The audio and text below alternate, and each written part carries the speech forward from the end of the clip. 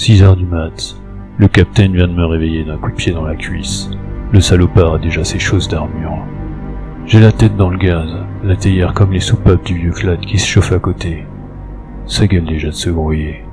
J'émerge avec un seau d'eau glacée sur la nuque. Le cap a dit, prêt à liper dans 15 minutes. Les minutes sont à point. Je me rappelle plus bien. J'avais déjà bien bu, mais les gars me disent qu'après leur arrivée à l'auberge hier soir, le ton est monté assez vite entre le curton et le strike. Faut dire qu'il est mal luné le boss depuis qu'on a perdu les autres la semaine dernière dans la Muscat Creeks. Affront à laver qui disent les gars. Ouais, en attendant c'est encore nous qui allons trinquer. Foutu caïd.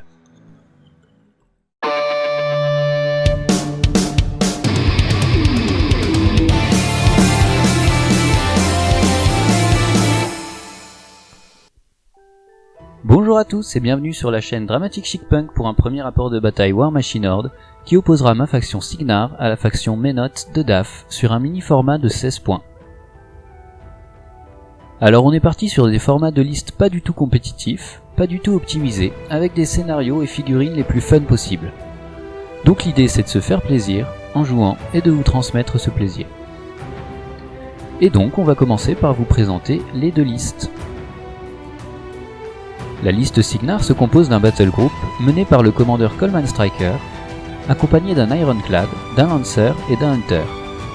Il y a aussi une unité de 6 Stormguard et un solo Captain Stormblade. Alors j'attire votre attention sur le fait que la liste est effectivement à 16 points, mais il faut aussi rajouter les points autorisés par le Warcaster pour la formation de son battle group. Dans le cas de Striker, il s'agit de 30 points de Warjack qui sont autorisés en plus. La liste totale Cygnar s'élevant donc à un total de 46 points. J'ai donc choisi Coleman Striker pour mener ma faction, qui est un caster somme toute assez polyvalent avec un gros feat de défense qui lui permet de donner plus 5 armures à toutes les figurines amies dans sa zone de contrôle pendant un round.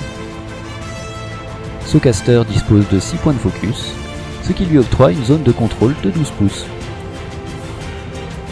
Striker est accompagné d'un Ironclad, qui est un peu le Warjack lourd de série chez Cygnar, et qui est toujours bien utile. Également un Lancer pour relayer ses sorts via l'Archnode, et une petite machine que j'affectionne particulièrement, le Hunter, qui possède un tir par tour avec la règle spéciale Armor Piercing, qui est toujours la bienvenue contre les grosses armures.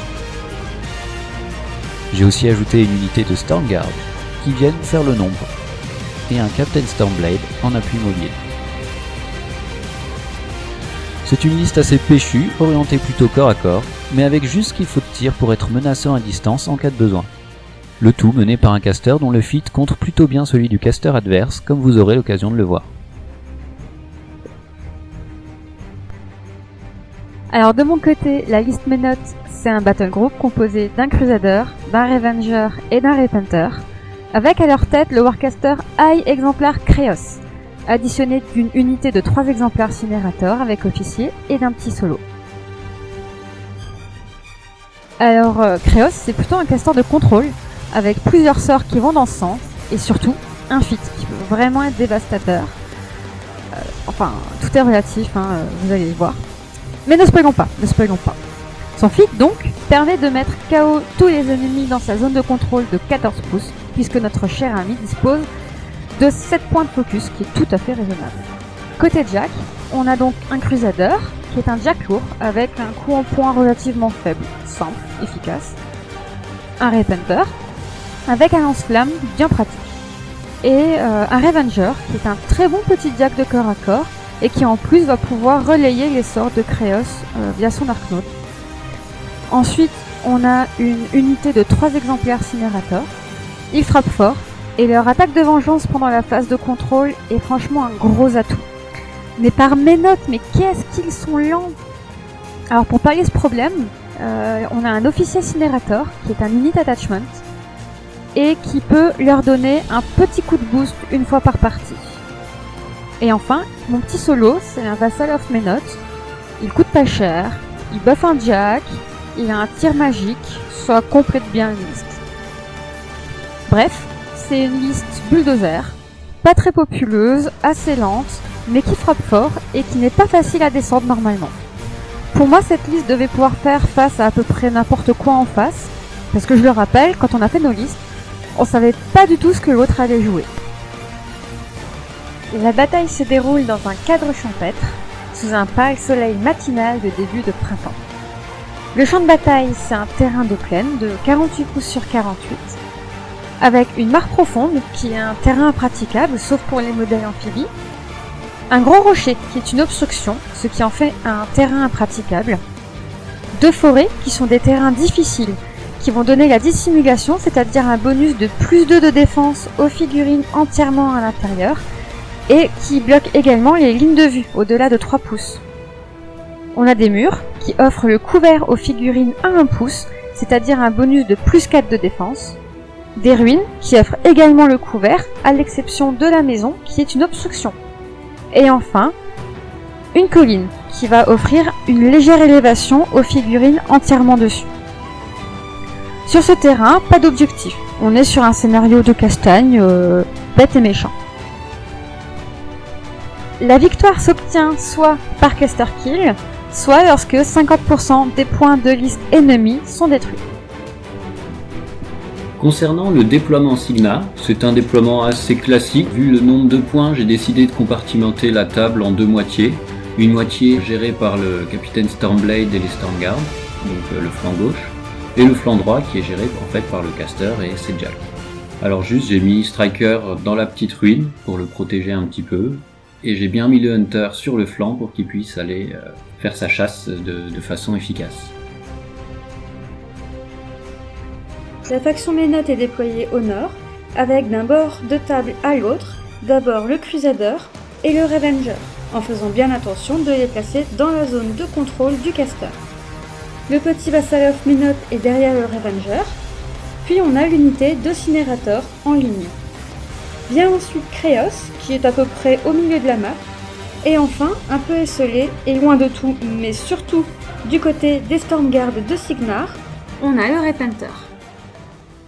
Alors le jet d'initiative ayant été gagné par Cygnar, je choisis de me déployer en premier et de jouer en premier. Pour mon premier tour, j'alloue 6 points de focus pour Striker, et les 3 Warjacks vont fonctionner avec les points de focus qu'ils auront générés eux-mêmes pendant la phase de contrôle. Je commence par activer les Stormguards qui vont courir derrière la forêt, qui fait obstruction par rapport aux Ménotes. Ensuite j'active le capitaine Stormblade, qui va courir à 9 pas, puisque le mur lui fait perdre 1 point de mouvement. J'active le Lancer et l'Ironclad qui se déplacent directement devant eux, et donc le Lancer sort de la zone de contrôle de Striker. J'active ensuite le Caster qui se déplace à 6 pouces dans la ruine, et qui utilise son sort Arcane Shield sur lui-même, et qui va utiliser Blur sur les Stormguards via l'Archnode du Lancer. Alors Arcane Shield, c'est un sort qui va coûter 2 points de focus, et donc qui va permettre à Striker de gagner plus 3 en armure. Et Blur, donc, qui est lancé sur les Stormguards, c'est un sort qui coûte aussi 2 points de focus, mais lui il va donner plus 3 en défense contre les attaques de tir et les attaques magiques. Enfin, j'active le Hunter, qui va courir à 12 pouces sans se soucier de la barrière, puisqu'il dispose de la règle spéciale Pathfinder.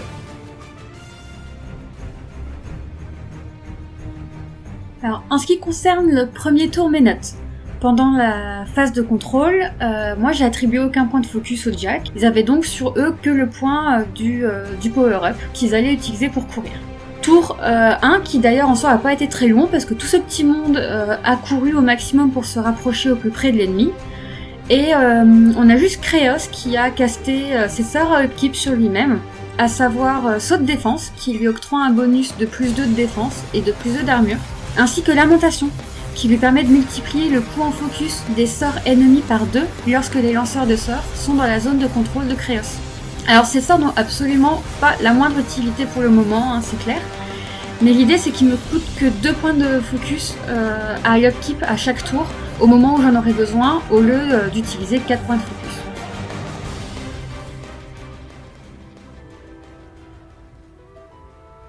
Voilà, donc pour le tour 2 Cygnar, j'utilise déjà 2 points de focus pendant la phase de contrôle pour entretenir Arcane Shield qui est sur le caster et Blur donc sur les Stormguards. Ce qui fait qu'il reste 4 points de focus pour Striker et les 3 points de focus des Warjacks qui sont générés automatiquement. Comme le Repenter s'est rapproché, je vais activer en premier lieu les Stormguards qui vont courir dans sa direction. Je vais faire un revirement de situation avec le Capitaine Stormblade qui va courir en direction du Lancer. parce que finalement, je pense que les Stormguards sont assez grands pour s'occuper du Repenter tout seul. Et donc, à proximité du lanceur, il pourra bénéficier, ce Captain Stormblade, de la règle spéciale qui lui fait gagner de l'armure et de la défense. J'active ensuite le lanceur, qui avance normalement, de façon à ne pas pouvoir être chargé directement par un Warjack adverse. Pour ça, j'utilise la règle spéciale qui fait qu'on n'a pas le droit de charger à travers un mur ou une barrière. J'active ensuite l'Ironclad, qui vient provoquer le Crusader. Il a très envie d'un petit duel au sommet. J'active ensuite Striker, qui va utiliser son sort Earthquake pour 3 points de focus. Je déteste ce sort. Ouais, donc ce sort-là, qu'il lance via l'arcnaute du Lancer sur les Cinérators, vont avoir la capacité de les mettre tous KO. C'est-à-dire que, en fait, on a une aire d'effet de 4 pouces, dans laquelle toutes les figurines touchées sont automatiquement mises KO. Donc là, pour le coup, c'est Kreos et 3 Cinérators qui sont KO, puisqu'il réussit à lancer son sort avec succès contre la défense de 11, ce qui est pas terrible des Cinérators. Ouais, ils ont pas une défense de ouf. Voilà, donc je termine mon tour en activant le Hunter, donc qui va courir derrière la forêt, de façon à pas être vu des figurines adverses, puisqu'il se déplace dans la forêt avec autant de facilité que si elle n'existait pas. La side bet. Alors du coup, en ce qui concerne le tour de mes notes, au début de ce tour, chaque Jack gagne un point de focus dû à la montée en puissance, et Kreos en attribue 2 de plus au Crusader et au Repenter, et il en utilise encore 2 pour entretenir ses sorts. Voilà, donc là je commence à avoir des petites sueurs froides parce que je vois que les Jacks en face commencent à bien être chargés en énergie. Alors justement, le Repenter, il s'active en premier, il avance de 5 pouces, en direction des 9 points de Stormguard qui lui font de l'œil là, au pied de la colline.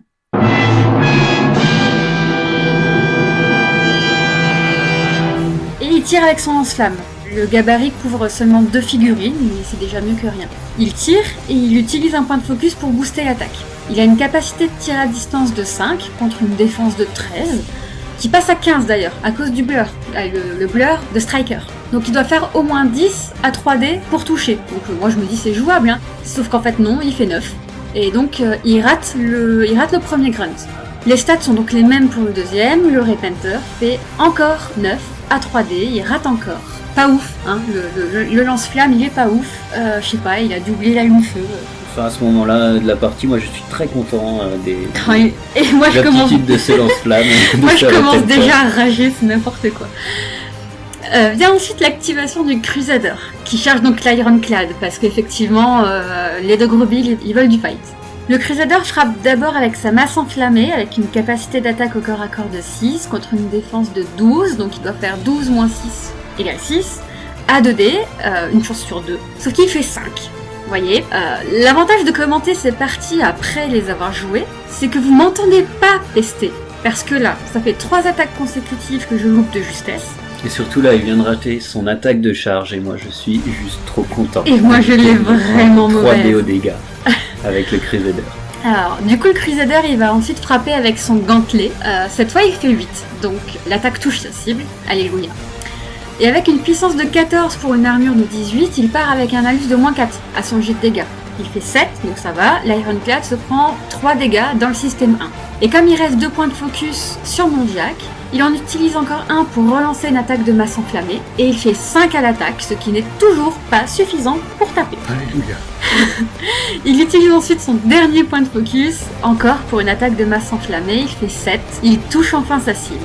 Avec une puissance de 18, contre une armure qui en vaut autant, son jet de dés sera du pur dégât.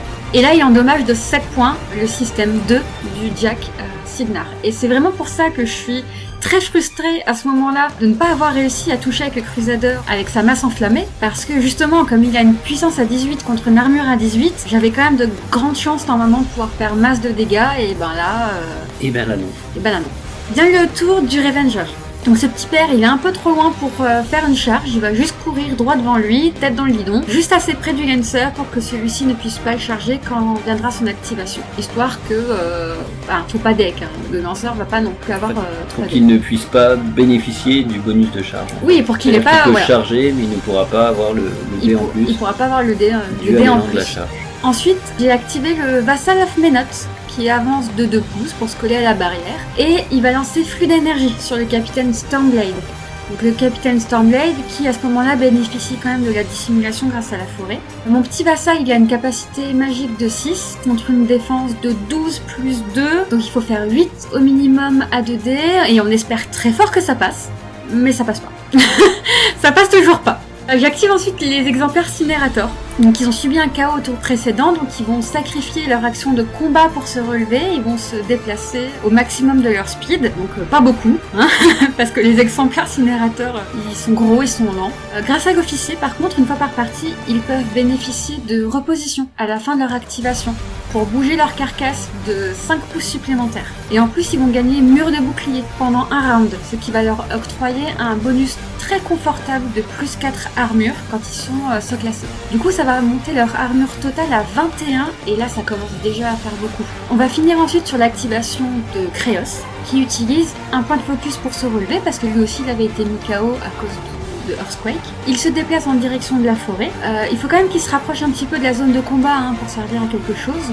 Surtout, il faut qu'il ait de nouveau tout son battle group dans sa zone de contrôle. Et voilà, c'est sur ça que s'achève mon tour. Donc un peu décevant, on se le cache pas, notamment sur les jets d'attaque. Mais bon, c'est que la fin du tour 2, rien n'est perdu. Rien n'est perdu. Oui, d'autant que moi à ce moment-là, je me dis que quand même, avec l'armure que se sont offertes les Cinérators, il va quand même falloir que je me sorte un peu les doigts pour réussir à leur faire quelque chose. Donc pour le tour 3 Cygnar, je vais utiliser un point de focus pour entretenir Arcane Shield. Je vais pas entretenir Blur, puisque Blur a été très bien rentabilisé lors du tour précédent sur les Stormguard. Et je pense que cette fois-ci, ils vont être beaucoup plus offensifs, donc a priori, je devrais pouvoir m'en sortir sans ce sort-là. Je garde donc 4 points de focus sur Striker, parce que je vais en allouer un depuis Striker sur l'Ironclad, donc en plus de celui qui est donné par la montée en puissance. Et ensuite, les deux autres Jacks vont avoir seulement leur point de focus de montée en puissance. Je commence par activer Striker.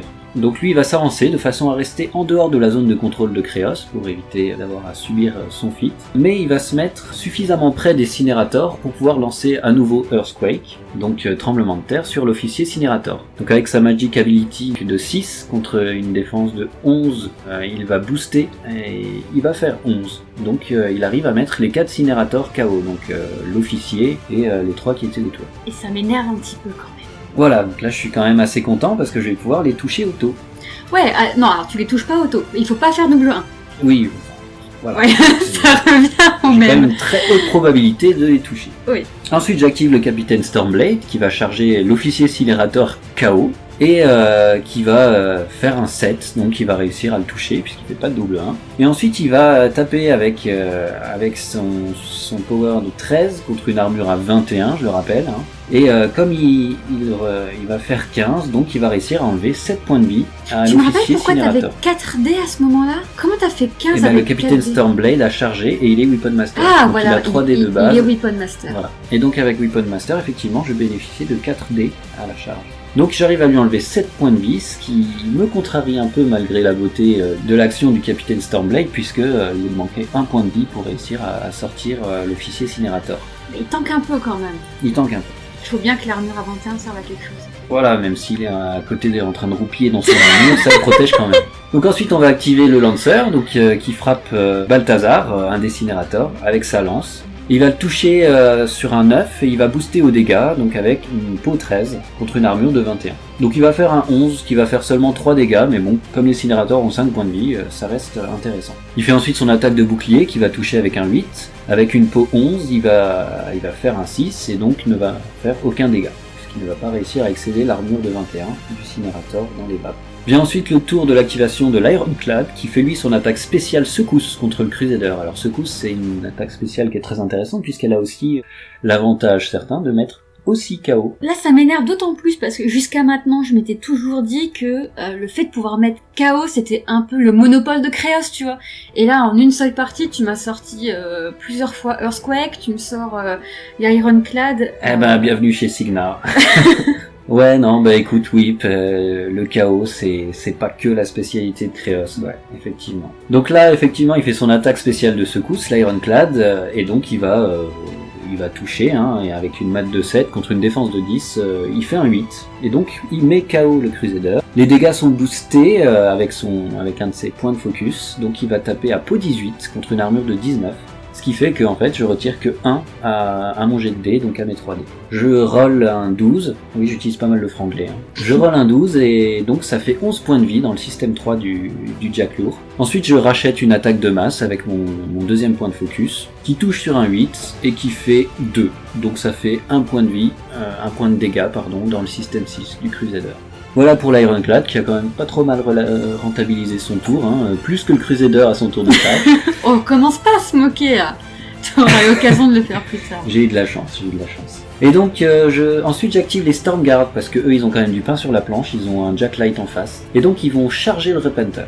Alors ils vont réussir à toucher, alors ils font des jets d'attaque séparés. Je décide de pas utiliser l'attaque combinée puisque je vais combiner. Parce que je vais bénéficier des bonus de charge autant de fois que de bonhommes qui vont taper.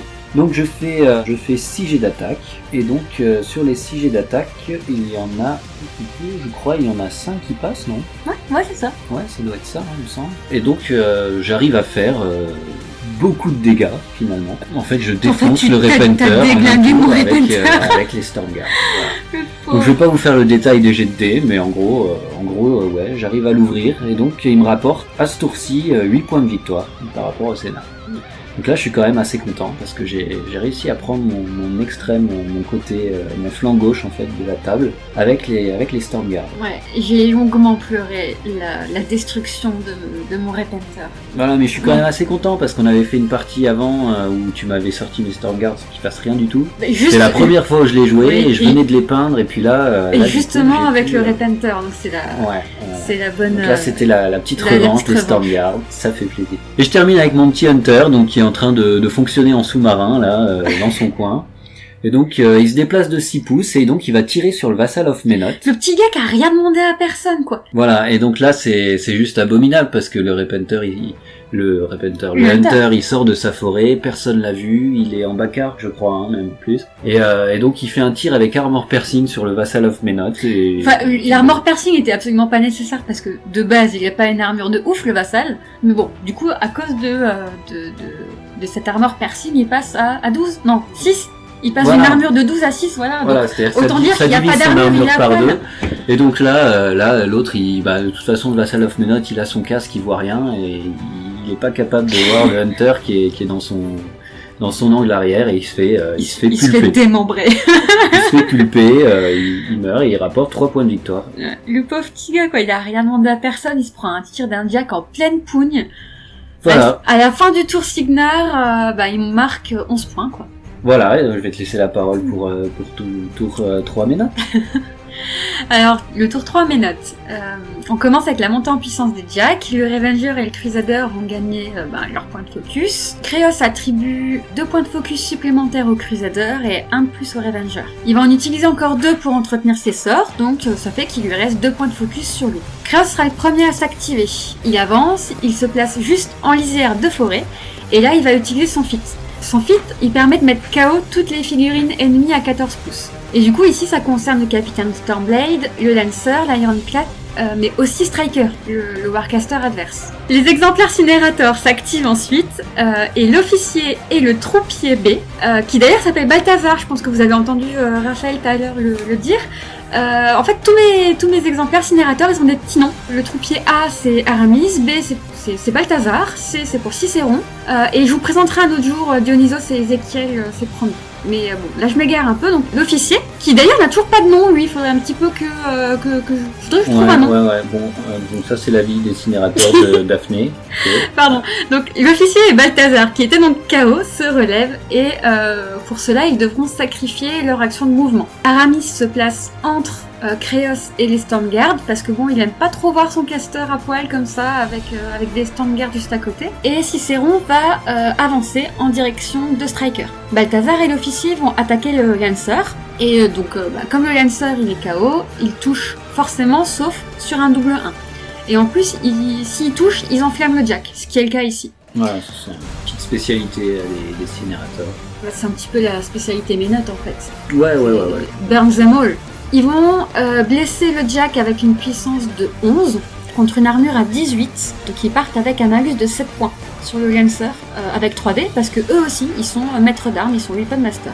L'officier va infliger 2 petits points de dégâts dans le système 2 alors que Balthazar n'arrive même pas à érafler la tôle. Ah, on continue dans la lancée. Hein. Ensuite, c'est au tour du Revenger qui va se déplacer et également attaquer le Lancer qui est toujours KO. Il attaque d'abord avec son bouclier, il touche et blesse à une puissance de 11 contre une armure à 18. Donc il aura lui aussi un malus de 7 à son jet de dés. Il fait un double 3, donc pas un seul point de dégâts au Lancer. Il attaque ensuite avec sa hallebarde, il touche, il blesse à puissance 13. Sur un jet de dés qui est boosté grâce à un point de focus. À 3D, il n'inflige que 3 points de dégâts dans le système 4. C'est un modèle hallebarde en mousse d'entraînement. Du coup, il va utiliser son deuxième point de focus. Il rachète une attaque de hallebarde, il touche, il blesse. Et il inflige encore une fois 3 points de dégâts dans le système 4. Et là, je me dis que le bestiau en face, il est quand même bien coriace et qu'il va falloir tout donner pour le descendre si je veux pouvoir récupérer les points. Donc vient le tour du Crusader. Il se relève au prix d'un point de focus et charge le Lancer pour un autre point de focus. Il attaque avec sa masse enflammée en premier parce que il a envie de bénéficier du bonus de charge pour son attaque qui est la plus puissante. Il touche et il blesse à une puissance de 18 contre une armure de 18, donc là encore, G2D qui est un pur dégât. Il fait 8 points de dégâts dans le système 2. Bon, ça aurait pu être mieux, mais vu les stats que j'ai eu jusqu'à présent, je suis déjà super contente. Il attaque ensuite avec son gantelet, il touche, il blesse à une puissance 14, et il inflige encore 3 points de dégâts supplémentaires dans le système 1.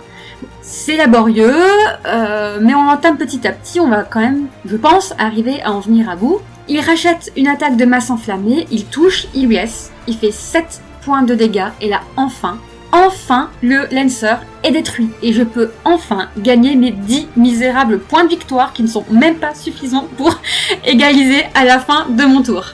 Et voilà, et là, moi, je me dis, mais c'est extraordinaire comment ce Lancer, allongé par terre, dans les vapes, il a absorbé comme ça une puissance extraordinaire. Ben, je lui ai un peu tout mis en fait. Voilà. Et du coup, à la fin de ce tour, je me dis quand même que, au moins, en ce qui concerne mes 2 cinérateurs là, qui ont commencé en fait à taper le jack, je me dis que j'aurais peut-être mieux fait de les occuper à autre chose parce que bon, finalement, c'est pas pour les 2 pauvres points de dégâts que je lui ai mis avec mon officier. Enfin voilà, ça a pas changé grand chose. J'aurais peut-être eu plus de chances de descendre ton capitaine. Peut-être que j'aurais réussi à mieux rentabiliser mes cinérateurs et j'aurais peut-être eu un peu plus de points. Enfin bref.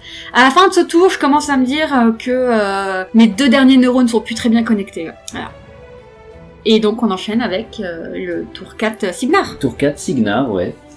Donc moi je vais utiliser donc 2 points de focus lors de la phase de contrôle pour entretenir Arcane Shield, puisque donc Kreos a lancé Lamentation, donc ça m'oblige à payer double pour entretenir mes sorts upkeep. J'alloue ensuite un focus par Warjack et je garde 4 focus sur Striker, puisqu'il va être quand même une pièce maîtresse là pour ce tour-là dans ce que je projette de faire. Et là je suis plutôt contente quand même, parce que ça fait 3 tours que j'upkeep des sorts qui me servent un petit peu à rien, et là enfin, notamment Lamentation, il est enfin rentabilisé, enfin pour moi en tout cas il est vachement rentabilisé, parce que le sort de Striker là, le tremblement de terre, le Earthquake, il coûte quoi, 3 focus ? Ouais. Donc t'avais à ce moment-là 2 possibilités, c'était soit tu utilisais quand même ton tremblement de terre et du coup bah ça t'aurait coûté le double, du coup tu te retrouvais un peu à poil, t'avais plus de points de focus, tu pouvais pas faire grand chose, soit tu t'en servais pas et tu restais un peu avare de sorts, et là j'avoue que en vrai moi j'avais pas trop envie de me prendre encore une fois le Earthquake dans la donc j'étais plutôt content, ça m'allait bien. Ok,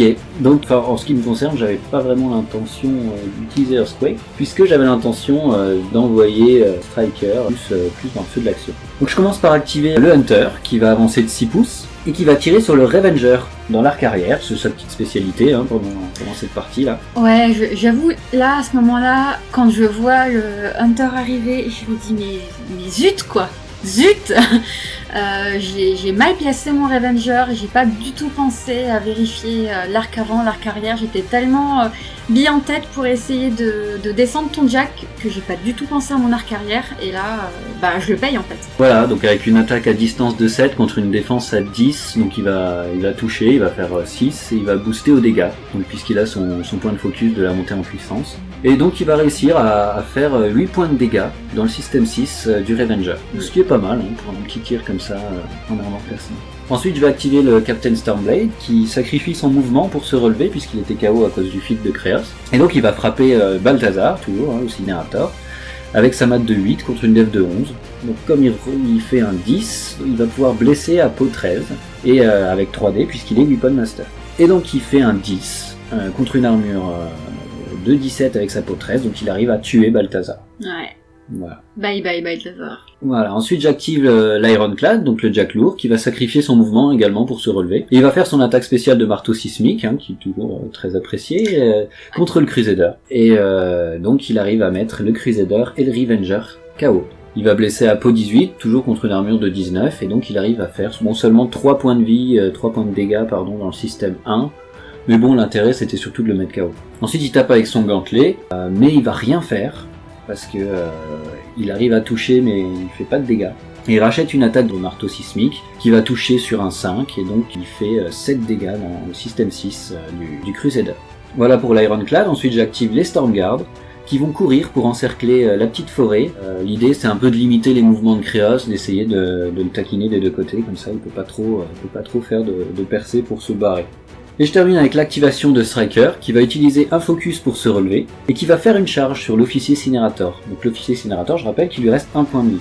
Il va lancer son feat. Alors le feat de Striker c'est sympa, je vous rappelle que c'est plus 5 armures pour toutes les figurines qui sont dans sa zone de contrôle. Donc l'avantage de charger l'officier c'est que je vais aussi mettre plus de figurines à moi dans la zone de contrôle. Et donc il n'y a que le chef des Stormguard qui va pas bénéficier du feat. Voilà, il est puni, Tant pis pour lui. Je sais pas, Striker l'aime pas beaucoup. Et donc avec ses attaques de charge à mat 7 contre une défense de 11, Striker va obtenir 2 et 1, donc il va louper sa première attaque de charge. Alors là je suis un peu dégoûté. Chacun son tour. Ouais, voilà, chacun J'ai envie de dire chacun son tour. C'est dommage, mais en fait il rachète une attaque et il va réussir sur le coup à tuer l'officier Cinérator en lui enlevant son dernier point de vie. Ouais. Et du coup, tu marques encore 5 points. À ce moment, tu te marques encore 5 points. Pas encore, parce que tant que j'ai pas... En fait, comme il fait partie de l'unité, j'ai pas encore récupéré les points de l'unité. Il fait partie de l'unité, mais l'officier en soi coûte 5 points. Je veux dire, moi je les avais comptés en tant que 5 points. D'accord, tu l'as compté, d'accord. À ce moment-là, tu marques 5 points. Très bien. Et donc après, c'est peut-être pour ça d'ailleurs qu'on n'avait pas compté de la même façon. Il y a moyen qu'on n'ait pas compté de la même façon, ouais. Voilà. Et donc ensuite, je rachète une attaque contre Cicéron. Et je fais double 1, donc c'est loupé aussi. Voilà, donc Striker a pas été magnifique, mais il a fait le taf. Et ça termine mon tour 4, Signar. Voilà, et donc on enchaîne avec les ménotes.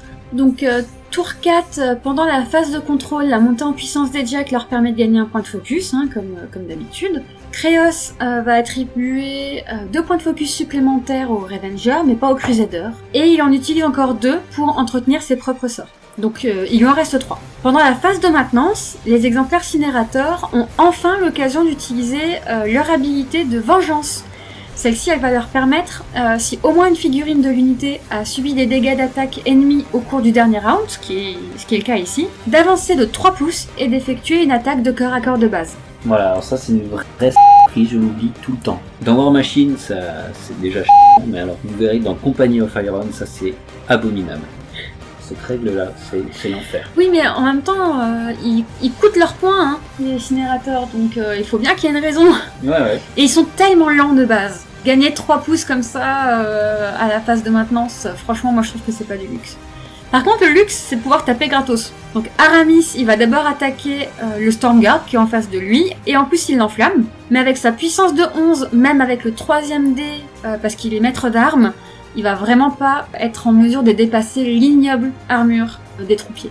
Elle a combien à ce moment-là ? 23, il me semble. Ouais, c'est ça. Avec le feat de Striker, je crois qu'on est passé à une armure de 23, enfin bref, c'est abominable. Ce feat est quand même vraiment balèze, je trouve. De son côté, Cicéron, il va se déplacer et frapper Striker. Il le touche, il le blesse et il l'enflamme. Mais là encore, face à l'armure de Striker, là aussi de 23, il lui fait 1 point de dégâts. Donc c'est pas ouf quoi. Striker a une armure à 23, mais les troupiers ça doit être une armure de 20. Parce qu'ils ont 15 en armure de base, et plus 5, ça doit être une armure de 20. Là, t'as raison.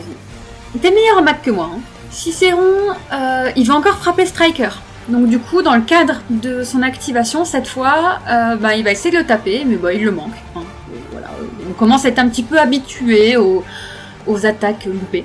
Aramis, c'est pareil, il va frapper le Standguard en face de lui, mais il manque. Voilà.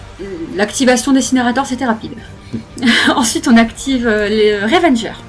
Le Revenger, il se relève au prix d'un point de focus, il s'approche de Striker tant bien que mal, et il le frappe avec sa hallebarde. Vous vous souvenez la hallebarde en mousse? Donc, il a une capacité d'attaque de mêlée de 6 contre une défense à 16, donc ce sera moins 10 à son jet. Il booste son attaque, il fait 17, donc ça passe. Il booste aussi les dégâts. Avec une puissance de 13 contre une armure à 23, ça fait un malus de moins 10. Et malheureusement, ça fait mal, hein. Ouais, malheureusement, il va infliger que 2 points de dégâts. Et ensuite, on tente le tout pour le tout. C'est Kreos qui se lance dans la mêlée et charge Striker. Avec une capacité d'attaque de mêlée de 7 contre une défense à 16, c'est du 9 au jet de dés. Alors on booste. 9 à 3D, c'est jouable. C'est une chance sur 2. Une chance sur 2, ça se fait. Ça. Voilà. Mais c'est pas suffisant. Bon, c'est pas grave. On rachète une attaque avec un point de focus, on booste, on y croit. Moi je me dis à ce moment-là, c'est bon, je peux pas accumuler autant de poids. S'il y a un moment où ça va passer... Et si, en fait, ça rate encore. Hello darkness, my old friend. Donc voilà, l'activation de Kreos qui est bien digne de celle d'Incinérator. Et voilà, encore une fois, je suis très content parce que je rappelle quand même que l'arme de Kreos au corps à corps, elle a cette aptitude de faire sauter en fait tous les sorts à entretien. Ouais, le brise sort. Voilà, et donc Striker, il a une armure à 23 parce qu'il a aussi son sort à type sur lui, donc Arcane Shield, et que donc pour l'instant c'est ça qui lui permet aussi de tanker. Ouais, mais probablement que je lui aurais fait quand même pas mal de dégâts, mais encore aurait-il fallu que je touche. Et là voilà. Enfin bref, les attaques sont loupées, sans louper. Du coup, on finit avec l'activation du désespoir, le Crusader. Le Crusader auquel j'avais même pas attribué de point de focus en me disant que de toute façon, il allait pas faire d'étincelle. Hein. Donc il utilise son focus pour se relever et il se déplace vers Striker. Donc forcément, il prend un free strike, il prend une frappe gratuite parce que à ce moment-là, il tente de sortir de l'engagement au corps à corps avec l'Ironclad. Donc l'Ironclad, il le frappe.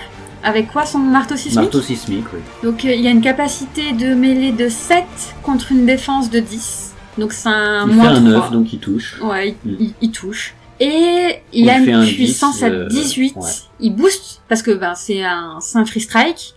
Donc contre une armure à 19, c'est moins 1 au jet de dégâts. Et il fait un 10. Il fait 10. Donc 9 points de dégâts. Dans un cruise qui est quand même déjà bien amouché, ça le termine. Donc sur cette activation hors norme, je me suis pris une frappe gratuite. J'ai voulu tenter le tout pour le tout, j'ai perdu et donc j'ai offert clairement 10 points supplémentaires à Cygnar. Voilà, et donc là c'est là où en fait avec notre calcul différent, puisque moi je considérais pas que j'avais les points de l'officier Incinérator. Pour moi j'avais pas encore gagné, mais pour toi j'avais déjà gagné. Ah oui, parce que du coup pour moi là t'en étais à 26. Donc oui, moi j'avais considéré qu'en fait en t'offrant là les derniers points, t'avais gagné. Mais du coup, comme on n'était pas tout à fait d'accord sur comment compter les points, on a quand même continué, donc on continue avec le tour 5 de Cygnar. Voilà, donc tour 5 de Cygnar, donc je commence par allouer, en fait je laisse 5 focus sur Striker et j'en donne 1 pour le Hunter. Donc ça c'est pour les points de focus qui viennent du caster, et ensuite il y a par Jack encore les points de focus de la montée en puissance. Donc ce qui fait 2 points de focus pour le Hunter et 1 pour l'Ironclad. Le Stormguard s'éteint parce que je fais un 2 donc pendant la phase de contrôle. Striker lui il reste enflammé avec un 3 et il prend 6 points de vie à cause du feu. Faudra quand même noter qu'avec tout ce que j'ai essayé de faire sur Striker, le seul moment où il va se prendre des points de dégâts conséquents, c'est parce qu'il n'a pas réussi à s'éteindre. Voilà, c'est-à-dire les pires dégâts qu'il prend effectivement c'est à cause du feu. Et donc je commence et je finis par activer l'Ironclad qui charge le Revenger. Et donc comme il a 2 points de focus, il va bourrer comme un doré. Et donc avec sa mat de 7 contre une dev de 12, il va toucher sur un 7. Il va blesser à peau 18 contre une armure 19. D'abord il tire un 10, donc il enlève 9 points de dégâts dans le système 2. Après avec son gantelet, il va enlever encore 2 points de dégâts dans le système 5. Et il utilise son dernier point de focus pour racheter une attaque de marteau sismique. Et là, il fait un jet pour blesser à 10 et donc il arrive à ouvrir le Revenger. Et donc là, il rapporte les 10 derniers points qui nous mettent d'accord sur le fait que Cygnar remporte la partie. Avec substantiellement plus de 50% des points de liste mes notes. Voilà. Victoire, je vais pas dire écrasante, mais belle victoire quand même de Cygnar. Voilà, il faut quand même avouer que sur cette partie, mes notes n'étaient pas avec toi. j'ai pas eu trop de chance. Alors j'ai recompté a posteriori. Si on prend pas les attaques que j'ai faites pendant le feat de Créos, vu que c'était des attaques qui touchaient sauf si je faisais double 1, sur les 15 jets d'attaque, j'en ai loupé 9. Presque les 2 tiers quand même. Ouais, mais il faut pas que regarder ça. Il faut voir aussi que, bon, il y a des fois où t'as pas eu de chance, mais il y a des fois aussi où c'était carrément dur, notamment sur le tour de mon feat. C'était carrément dur de réussir à faire des dégâts. Ouais, mais le feat de Striker, il est vraiment balèze. Il est surtout, il va comme un gant pour contrer les feats comme celui de Créos. Ouais. Des feats très offensifs. C'est clair. Voilà, donc ça c'est pour cette petite première partie à faible point. Donc partie à 16 points. Pour la prochaine partie, on va essayer de faire un format un petit peu plus grand. On va essayer de changer les listes et les factions. Pour la prochaine vidéo... Pour la prochaine partie War Machine, alors entre les deux, on va essayer de faire quand même... Company of Iron. Voilà, une petite partie. J'ai vraiment envie qu'on fasse une partie de Company of Iron. Le format Company of Iron me plaît beaucoup et m'enthousiasme beaucoup. Voilà, pareil. Donc on espère que ça vous a plu.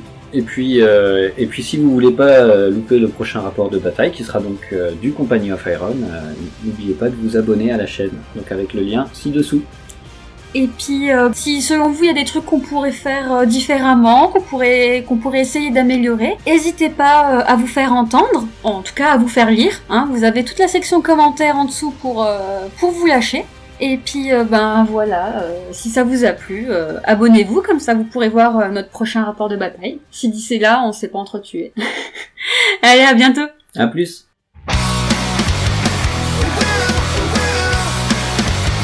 I wanna see some naked dudes.